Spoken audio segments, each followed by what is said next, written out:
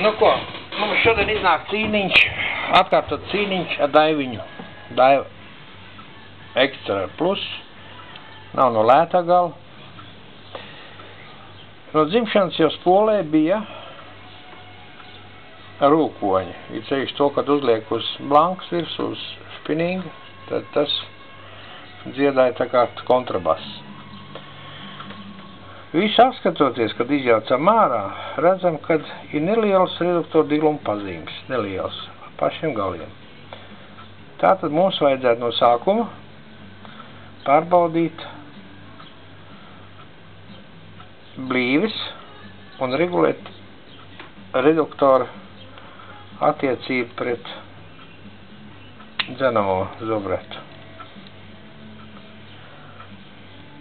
Izrādījām visu ārā, izņēmām visu lieku ārā, lai tas neradītu nekādas lietas trokšņus, lai mēs varētu pārbaudīt tikai reduktoru. Tātad daram.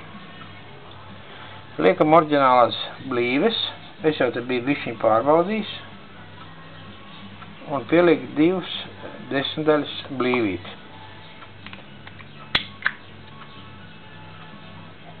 Tūlīt mēs redzēsim, ko tas reduktoriņš mums dara. 1, 2. Šitām spolēm, Daivas spolītēm, ir ļoti svarīgi ievērot visus šeibu biezumus un vispārējo. Jo man bija ar VSOP, bija vienkārši ļoti laba Daiva Mārtiņam, un samainīju šos vietām samainīšos slēdzējus. Un atšķirība ir 1/2 simtdaļa. Un pietiek ar to 1/2 simtdaļu, lai spola aiziet tā kā traktors. Nācās apmainīt atpakaļ vietām un viss aizgāja. Tātad mēģinām, kas mums būs sanācis ar šo reduktoru regulēšanu.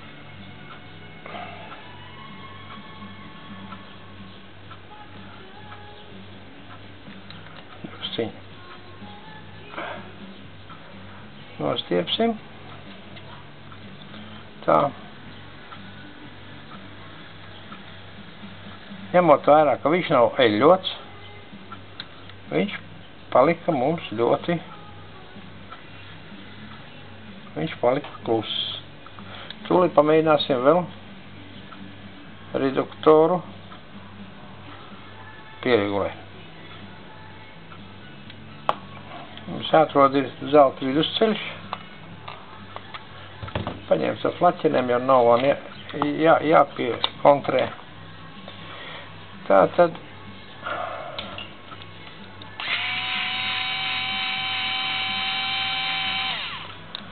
to jūs arī varat ar savām spolītēm ziemas vakaros paeksperimentēt. It sevišķi viņas dabūna trūkties, ja ir laša laiks. Tā, pieliekam klāt. Vēl vienu 10. Gan iznokrīt. Pieliekam vēl vienu 10. Te mums jau ir. Tā, tagad mums ir jāpārbauda, ko viņš darīs, pieliekot vienu 10.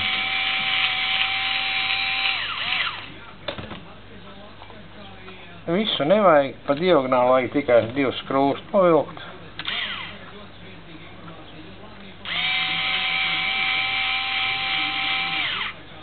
Tā.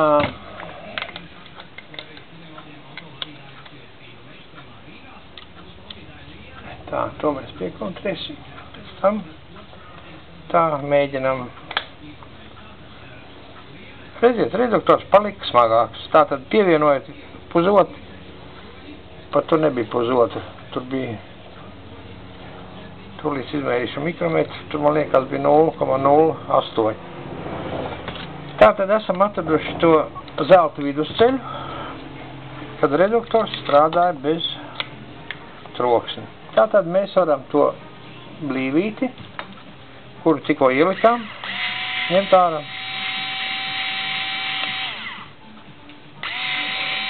Bija šaubas, kad ir reduktoram zobi. Ir dilums būs lielāks un tad pa visu vajadzēs.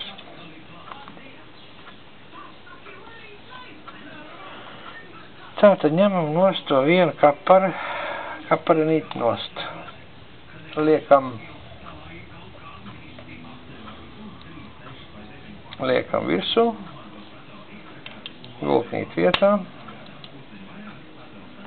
vārciņu vietā,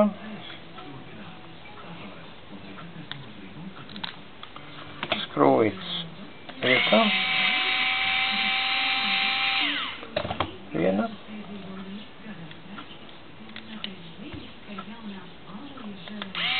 otram. Un tā tad, jā, jau pagriežot, redzam, kad iestājies klusums.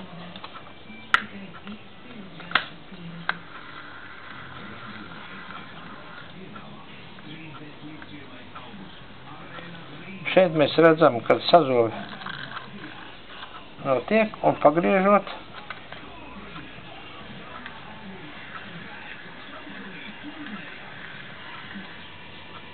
troksnis ir pārgājis. Vienīgais kas ir, ka būs vēl jātaisa vēl viena regulācija.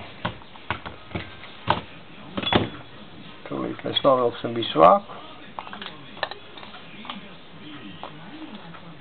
Novilksim visu vāciņu, lai būtu ar 100% garantija. Un šāda operācija jauc nost un lietas kopā, lai labi noregulētu spoli, jādara entās reizes. Nedomājiet, ka vienu reizi jūs izjauksiet, ap pirkstu pabakstīsies un viss aizies.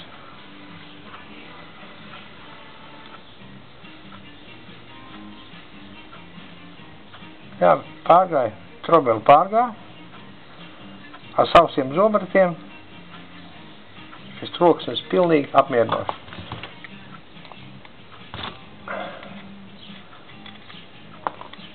Tad, kad viss būs sēļots, viss būs tā kā vajag. Tālūk, es vēl kāds 3-4 reiziņu pārdīšu, salikšu kopā, saregulēšu visu, lai būtu tip-top, nu, un tad jau cilvēks var makšķerēt tālāk. Spinningot. Labi, tas bija pa spolēm, brusiņi ieskats. Auf Wiedersehen.